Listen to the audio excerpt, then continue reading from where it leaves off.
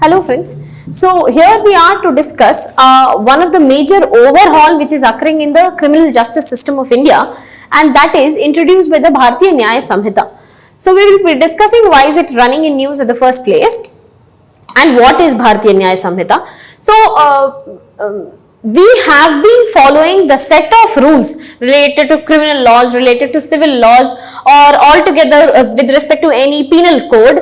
All of this we have been following what Britishers have made for us. Okay.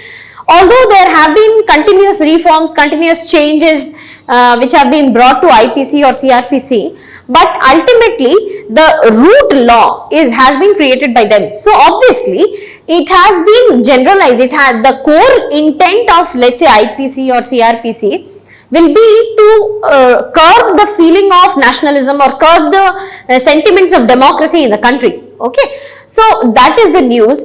The news is ki because we have been following an 150 years old law, we had to reform this, and this reformation has been introduced by three set of rules. The first one being a code of criminal procedure being replaced by Bharatiya Nagrik Suraksha Bill. Nagrik basically means citizens and Suraksha means security. So security of the citizens, Indian citizen will be the name of the bill, which is replacing the criminal procedure code. Okay. Now Bharatiya Nyaya Samhita, which will replace the Indian penal code. Nyaya basically means justice and Samhita means rules. So there will be a set of rules which will replace the Indian Penal Code and the Indian Evidence Act to be replaced by Bharatiya Sakshay Bill. Sakshay basically means witness. So these three set of rules which has been introduced in Lok Sabha will represent or replace its colonial forefather, that is Code of Criminal Procedure or Indian Penal Code or Indian Evidence Act. Okay. So here we will be discussing some of the key provisions of the bill. The first one here is Sedition Law. Okay. So Sedition Law has been introduced. So how we will be discussing the course of the video is what was the IPC saying and what has a new bill been introduced. Okay. So IPC was discussing sedition under section 124A. Section 124A of the Indian Penal Code was discussing about sedition. Now, under this new law, the meaning of sedition has been expanded. The term has been removed and the meaning has been expanded. So, under the new law, sedition term has been replaced by subversive activities. Now, what is the meaning of subversive activity? Matlab, you are trying to either overthrow or undermine or replace or rebel the existing legally constituted government. It basically means tending or intending to overthrow or destroy or undermine an established or existing system. That is the meaning of subversive means. Okay. So basically subversive activities will replace the seditious activities. Okay. Now there is one update here. In the month of May last year, Supreme Court itself said that the government has been misusing Sedition Act Section 124A of IPC. So, as of now, until and unless we have a new act replacing this, let us put it on stall. So, when this amendment has been introduced, Section 124A was already under stalled. Okay. Basically, what we discussed that sedition term has been replaced by subversive activity and the meaning has been expanded. So, by meaning we know that if we are trying to rebel or overthrow or intend to do so, what the expansion has been done is this, that is you are aiding through financial means. For example, there is a group who is rebelling against a government or protesting against the government, and there is another group which is funding this, then they will also be covered under this act. Okay. Or if there is a group which is rebelling or protesting against the government and the other one is encouraging the feeling, yes, it is correct, this is an undemocratic government, you should protest against it, let's rebel against this. So if you are encouraging such kind of feeling, then that will also be coming under the subversive activities. Okay. So that is how sedition law has been expanded in its meaning by subversive activities.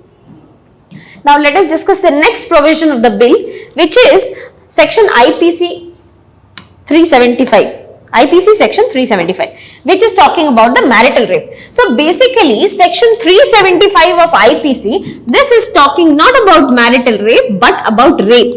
Okay. Section 375 of IPC is defining what do we mean by rape. Okay. And there is an exception, rather two exceptions to IPC 375, section 375. The first exception is if the medical officer while examining the patient is touching the private parts, then that will not be considered as rape, point number one. And point number two is if sexual intercourse by a man with his wife and the wife's age being greater than 15 years of age, that will also be not considered as rape. Okay. So, IPC section 375 says that rape is decriminalized because there is a meaning of rape, and if the sexual intercourse is done for a woman's age being greater than 15 years of age, then this is not a criminal activity, this is not a rape. Okay. So, only if it is less than 15 years of age, we will be calling it as rape. So, this was IPC section 375. Now, this is not in conformity with POCSO. POCSO is another act which deals with child sexual harassment offences. Okay, it says that if the minor's age being less than 18 years of age and the minor is facing any kind of sexual intercourse with an adult, okay, then we will be calling it as POCSO. So, this is not in conformity with this because this is talking about minor's age being less than 15 years of age. This is talking about minor's age being less than 18 years of age. So, this was not in conformity with each other. So, under the new law, this age has been increased to 18 years of age. Now, they are running in conformity with each other. Okay. Now, still, the act of consent, whether there is consent by the wife or whether there is a consent by the male counterpart or the female counterpart, this is still not discussed. So, ultimately, under the new law also, marital rape is still decriminalized. Marital rape where the wife's age is greater than 18 years of age, this is still not an offence. Okay. Forget about civil or criminal, this is not an offence at all. Okay. Now, let us discuss about the next provision that is related to false promise of marriage. So, we discussed section 375, right? Section 375 was dealing with rape and its exception. Now, there is another section, section 90, okay? Section 90 will help judiciary understand. It says that if the consent is given by a person under the fear of injury or under a misconception of fact, okay? So, till now, what was the provision related to false promise of marriage? In IPC, there was no provision that if you are making a false promise of marriage, under IPC, no punishment will be granted. Okay. Now, how was judiciary dealing with it? So, there was not an existence of law. So, judiciary dig out various parts of the section of IPC. And it found that if I read section 90 along with section 375, this one talking about rape and this one talking about misconception of information, false information given, then if I read these two, then I can have a penalty for false provision. So, there was not an existing law. What this law has been done under the new law, they have joined these two provisions and it says that if false promise of marriage is given, then in that case imprisonment can be done up to 10 years along with fine. Okay. So, currently there is no law, and under the new law, under the Bharatiya Nyan Sanhita, their provision has been given that if there is a false promise of marriage and the sexual intercourse is done, in that case the person will be penalized because there is misconception of fact. Okay.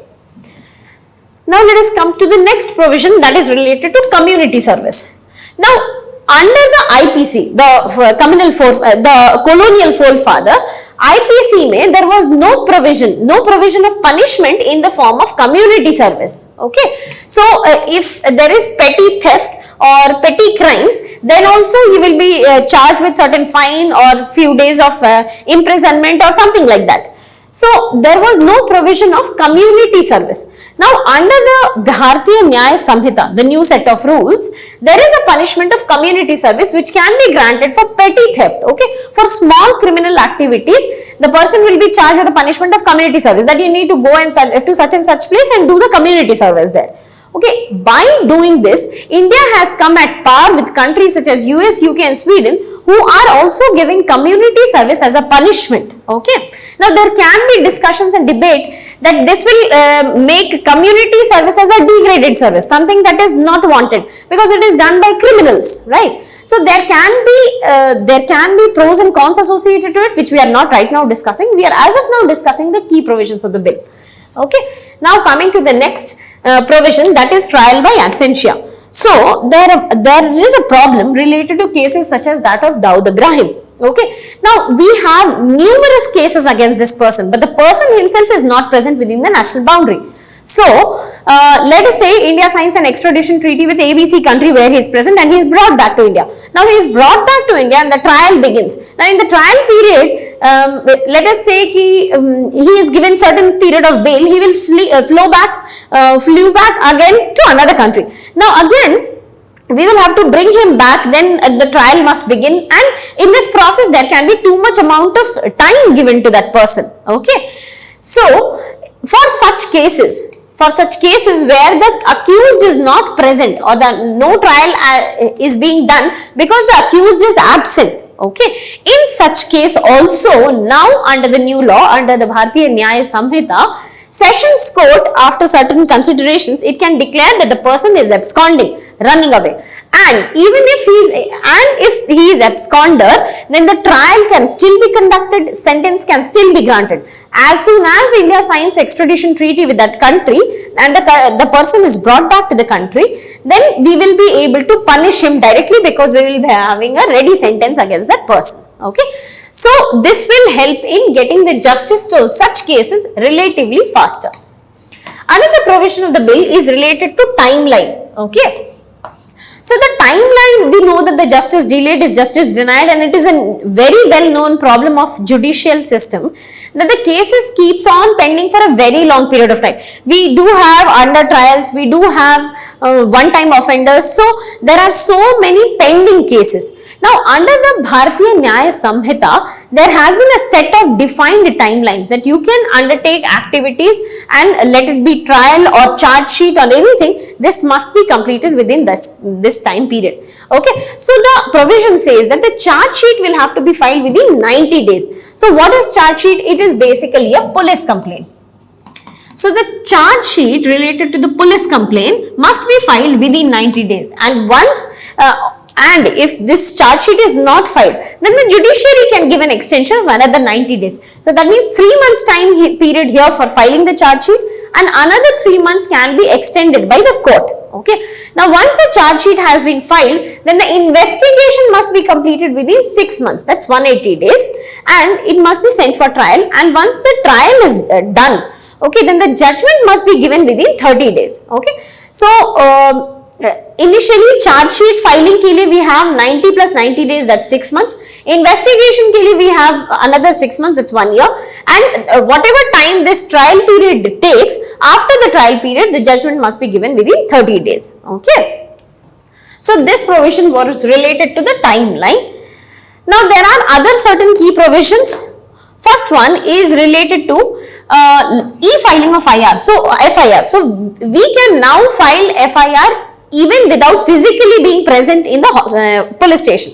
We can file an FIR online also. So there is a provision of e-filing of FIR, and a trial can also be done by video conferencing. If the accused or the victim is not comfortable coming to the court, then the video conferencing can be another option of conducting the trial. And this is another provision which has been introduced under Bharatiya Nyan Sanhita, which says that death sentence can now be converted to life imprisonment. Okay, and if the life imprisonment has been granted and the pardoning power and the pardoning must be done to life imprisonment, this must be done within 7 years. After 7 years, the government or the judiciary or even the executive, the president, cannot completely pardon. If the 7 years time period is over, then the life imprisonment cannot be completely pardoned. Okay.